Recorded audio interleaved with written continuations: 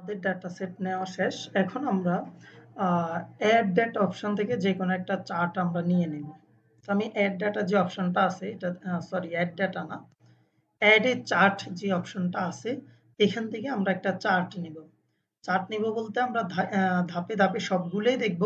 তো শুরুতে আমি একটা টেবিল নিচ্ছি যেহেতু আমাদের সিরিয়ালের টেবিলই আছে। আমি জাস্ট এখান থেকে টেবিলে ক্লিক করব। ক্লিক করার পর এই যে আমার এখানে আমি প্লাস আইকনের সাথে সাথে আমার এখানে টেবিলের একটা প্রিভিউ দেখাচ্ছে। তো আমি যদি এই অবস্থানে এসে জাস্ট মাউস প্যাডে ক্লিক করি অথবা আমার মাউসে ক্লিক করি যে কোনো অবস্থানে, তাহলে আমার টেবিলটা অটোমেটিক এখানে ক্রিয়েট হয়ে যাবে। এই যে টেবিলটা লোড হচ্ছে। লোড হওয়ার পরে এখানে আমাকে আসলে পুরো যে আমার টেবিলটা আমি একটু ঝুম করে নেই। আমার টেবিলটা এখানে দেখাচ্ছে।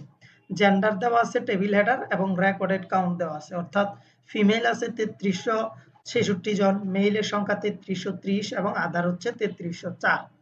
এখন কথা হচ্ছে আমি হয়তোবা এখানে টেবিলের মধ্যে জেন্ডার অথবা শুধু রেকর্ড চাচ্ছি না, অন্য কিছু হয়তোবা চাচ্ছি। তো সেক্ষেত্রে আমাদের এই যে ৩ নাম্বার যে সেকশনটা আছে, আমরা বলেছিলাম কোনো একটা চার্ট নিলে এই অপশনটা শো করবে। এখানে দেখুন সর্বপ্রথম আমার এখানে ২ টা প্রথমে হচ্ছে চার্ট অপশনটা আছে।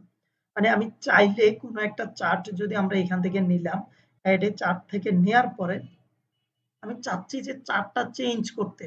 মানে এখানে এটা কি আছে? টেবিল হিসেবে আছে তো? আমি বললাম এটা টেবিল না, আমি এটাকে পাই চার্টে কনভার্ট করব। তো সেক্ষেত্রে কি করব? জাস্ট টেবিলটা আগে মার্ক করব। মার্ক করার পর এখানে চার্ট অপশনে ক্লিক করব। ক্লিক করে আমার ডেটাটাকে আমি ঠিক রেখে শুধু চার্টটাকে যদি চেঞ্জ করতে চাই, এখানে ক্লিক করে দেব। ক্লিক করলে দেখুন আমার চার্টের ভ্যালু গুলা ফিমেল, মেল, আদার সব ভ্যালু কিন্তু ঠিক আছে। শুধু আমার চার্টটা চেঞ্জ হয়ে গেছে। আমি আবার আগের অবস্থায় যাচ্ছি, টেবিলেই যাচ্ছি। ৩ টা টেবিল আছে, আমি ধীরে ধীরে দেখাবো টেবিলগুলা। দেন আমাদের এখানে সেটআপ আছে এবং স্টাইল আছে। সেটআপ অপশন থেকে আমরা এখানে ডাটা সেটটা সিলেক্ট করতে পারি। যেমন এখানে আমার অনেকগুলা ডাটা সেট, যে ডাটা সেট গুলা নিয়ে আমি কাজ করেছি সেই ডাটা সেট গুলো আমাকে শো করতেছে। আমি যেকোনো একটা মার্ক করে ওইটা অনুযায়ী কাজ করতে পারবো। আপাতত যেহেতু আমি সুপ্ত চিপস মার্কেট নিয়ে কাজ করতেছি তো এটাই রাখলাম। দেন হচ্ছে এখানে ডেট রেঞ্জ ডাইমেনশন বলছে। যেহেতু আমাদের এখানে আসলে আমি ডেট নিয়ে কাজ করছি না, এটা বাদ দিচ্ছি। আরেকটা ব্যাপার হচ্ছে কি, ২ টা জিনিস সবসময় লুকার স্টুডিওতে মাথায় রাখতে হবে। একটা হচ্ছে ডাইমেনশন, এই যে ডাইমেনশন, আরেকটা হচ্ছে আমার মেট্রিক, এই যে মেট্রিক লেখা। আমরা সবসময় ডাইমেনশনে কোয়ালিটেটিভ ডেটা গুলো আমরা রাখার চেষ্টা করব। কোয়ালিটেটিভ ডেটা মানে বুঝাচ্ছি আমি যেগুলা টেক্সট টাইপ ডেটা, অর্থাৎ যেগুলাতে সরাসরি নিউমেরিক্যাল ভ্যালু নাই, সংখ্যা নাই। যেমন জেন্ডার, এটা কিন্তু একটা কোয়ালিটেটিভ ডেটা, কারণ এর ভ্যালু গুলা কি ফিমেল, মেল এই ধরনের। লোকেশন ঢাকা, চট্টগ্রাম, রাজশাহী। এরপরে হচ্ছে স্টুডেন্ট নেম, এগুলা সবগুলো হচ্ছে কোয়ালিটেটিভ ডেটা। এগুলার মধ্যে কোনো নিউমেরিক্যাল ভ্যালু থাকে না, মানে সংখ্যা ভিত্তিক কোনো ভ্যালু নাই। আর অন্যদিকে ডাইমেনশনে আমরা রাখবো কোয়ালিটেটিভ, আর অন্যদিকে মেট্রিকে আমরা কি বলে কোয়ান্টিটেটিভ ডেটা রাখার চেষ্টা করব। অর্থাৎ যেগুলাতে ভ্যালু আছে, কি বলে নিউমেরিক্যাল ভ্যালু আছে, নিউমেরিক্যাল ভ্যালু বলতে সংখ্যা আছে, এরকম ভ্যালুগুলো আমরা রাখবো মেট্রিক্সের ভিতরে। এই ব্যাপারটা জাস্ট আমরা মাথায় রেখে দিলাম। ম্যাক্সিমাম টাইম আমরা এই কাজটাই করব। এখন আমি ভাবলাম যে আমি আসলে জেন্ডারটা রাখতে চাচ্ছি না। আমি হয়তো অন্য কিছু যেমন সিটি রাখতে চাচ্ছি। তো আমি কি করব, জাস্ট এখান থেকে নিয়ে ড্রাগ করে আমার সিটিতে দিয়ে দিব। তো আমি চাইলে একাধিক, যেহেতু টেবিলে একাধিক অপশন আছে, মানে জেন্ডারও চাইলাম, সাথে আবার সিটি নিয়েও চাইলাম, মানে ফিমেল খুলনাতে কয়জন আছে, আবার মেল ঢাকাতে কয়জন আছে, ফিমেল রাজশাহীতে কয়জন আছে, ফিমেল সিলেটে কয়জন আছে, এভাবে যদি আলাদা করে মানে একটা টেবিলে একাধিক ইনফরমেশন জানতে চাই বা একাধিক কলাম রাখতে চাই, সেক্ষেত্রে আমরা চাইলে আরো অনেক কিছু এখানে নিয়ে আসতে পারি। যেমন সিটি তো আমি এড করলাম, কথার কথা এইজটাকেও আমি জানতে চাচ্ছি, এইজের ইনফরমেশন এটাও রাখতে পারি। তো এটা হচ্ছে আমাদের উপর নির্ভর করবে। আর যদি আমাদের দরকার না হয় তাহলে আমি জাস্ট ক্রস করে দিব। এই যে ভাবলাম আমি সিটি রাখবো, সিটি গুলা রাখলাম। তো এটা হচ্ছে আমার একদম মূল ডাইমেনশন, এবং চাইলে আমরা এক্সট্রা ডাইমেনশন অর্থাৎ এক্সট্রা কলামও এখান থেকে ড্র্যাগ করে এখানে কপি করে নিয়ে আসতে পারি। ড্রিল ডাউন সম্পর্কেও জানবো। এরপর হচ্ছে মেট্রিক। মেট্রিকে যেহেতু আমি জানতে চাচ্ছি ঢাকা সিটিতে কয়জন আমার পার্টিসিপেন্টস আছে, সিলেটে টোটাল কয়জন মানুষ আছে, মানে আমার ডেটা সেটের মধ্যে। তো এগুলা যেহেতু জানতে চাচ্ছি দ্যাটস ওয়াই আমি এখানে রেকর্ড কাউন্ট রাখলাম। আমি যদি বলি যে আমি রেকর্ড না, আমি হয়তো প্রাইস রেঞ্জটা জানতে চাচ্ছি। এই যে প্রাইস রেঞ্জটা দিয়ে দিলাম, তাহলে আমার এখানে প্রাইস রেঞ্জটা চলে আসবে। তো এইভাবে আমরা চাইলে আচ্ছা, এখানে প্রাইস রেঞ্জে আসলে কি দেখাচ্ছে এটা বুঝার দরকার নাই। আমি জাস্ট দেখাচ্ছি আরকি। আমি সবগুলো একটা, একটা করে দেখিয়ে দিব। এরপরে আর কি রাখা যায়? উম রেসপন্ড আইডি যদি বা রেসপন্ডেড আইডি যদি আমি রাখতে চাই, জাস্ট ড্র্যাগ করে এখানে একাধিক আগের মতোই মেট্রিক্সে আমরা মেট্রিক রিলেটেড যেকোনো ডেটাগুলো আমরা এখানে চাইলে রাখতে পারি।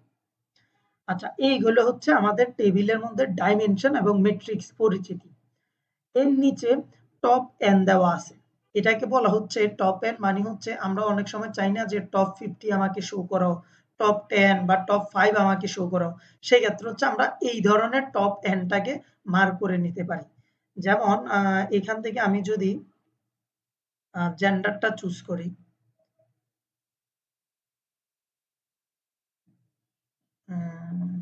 সিটি না রেখে এখানে আমি জেন্ডারটা চুজ করলাম।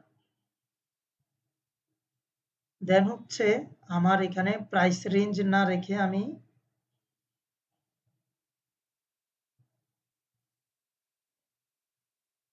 সরি, এখানে থাকবে হচ্ছে আমার সিটি।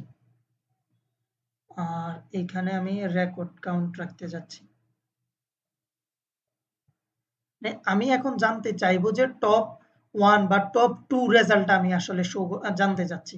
যে সবচেয়ে বেশি কোন জায়গায় আমার কি বলে কোন, কোন লোকেশনের মধ্যে আমার রেসপন্ড বেশি আসছে।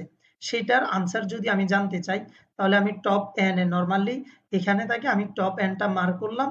পরে এখানে টপ 100 দেওয়া বাই ডিফল্ট। আমি জাস্ট টপ 2 সম্পর্কে জানতে চাচ্ছি। এন্টারে ক্লিক করব। এন্টারে ক্লিক করলে আমাকে যে টপ 2 সিটি দেওয়া আছে রেকর্ডের উপর নির্ভর করে, অর্থাৎ সবচেয়ে বেশি রেসপন্স আসছে এই ২ টা সিটি থেকে। তো আমাকে টপ 2 সে শো করে দিচ্ছে। এখন আমি ধরলাম টপ 3 করলাম। তাহলে আমাকে এখানে সে টপ 3 রেজাল্টটা শো করবে। আমি যদি গ্রুপ আদার্স এ ক্লিক করি, তাহলে সে বাকিগুলাকে গ্রুপ করে দিবে। যেমন দেখুন ঢাকা এবং সিলেটকে সে রাখলো। যেহেতু আমি টপ 3 মানে টোটাল ৩ টা জানতে চাচ্ছি। তো প্রথম ২ টা দেখাবে এবং ৩ নাম্বারটা হচ্ছে বাকিগুলার রেজাল্ট আমাকে শো করবে।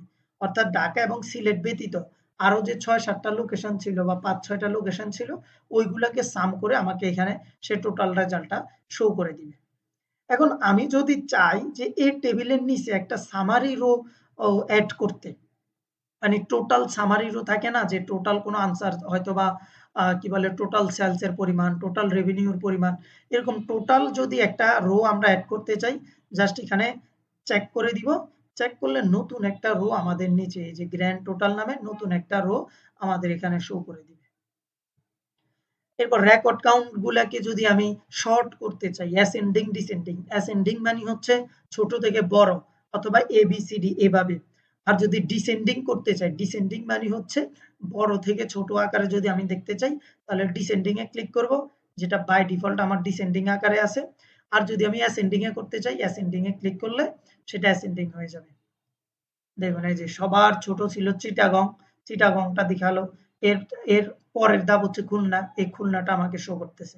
আর আদার্স মানে হচ্ছে যেহেতু আমি এখানে ওই যে এখানে মার্ক করে রেখেছিলাম গ্রুপ আদার্স এবং এখানে টপ এন জানতে চাচ্ছিলাম। তো আমি টপ এন না দিয়ে টপ 10 দিই, মানে সবগুলা জানতে চাই। তাহলে বুঝতে সুবিধা হবে। এই যে এখন আমি যদি ডিসেন্ডিং রাখি, ডিসেন্ডিং সরি এই যে ডিসেন্ডিং রাখি রেকর্ড কাউন্টের, আমার রেকর্ড কাউন্টের উপরে বড় থেকে ছোট শো করতেছে। এটা গেল আমার রেকর্ড কাউন্টের উপর শর্টিং।